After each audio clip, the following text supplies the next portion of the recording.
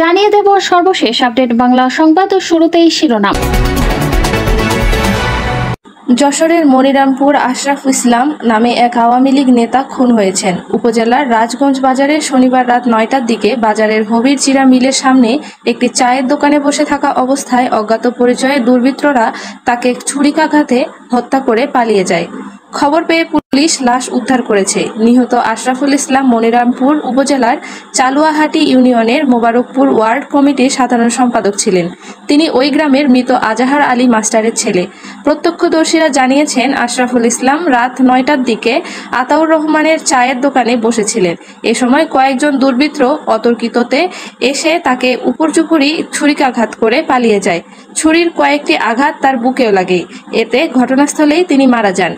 স্থানীয়দের কাছ থেকে খবর পেয়ে পুলিশ ঘটনাস্থলে গিয়ে লাশ উদ্ধার করে। এই ঘটনার পরপরই এলাকায় আতঙ্ক নেমে আসে। দ্রুত বাজারের দোকানপাট বন্ধ করে দেন ব্যবসায়ীরা। মনিরামপুর থানা পুলিশের পক্ষ থেকে জানানো হয়েছে, কে বা কারা এই হত্যাকাণ্ড ঘটিয়েছে তাৎক্ষণিকভাবে তা জানা সম্ভব হয়নি। তবে হত্যার কারণ উদ্ঘাটন ও জড়িতদের শনাক্তে পুলিশ কাজ শুরু করেছে। জানিয়ে দেব সর্বশেষ আপডেট বাংলা সংবাদ ও শুরুতেই শিরোনাম।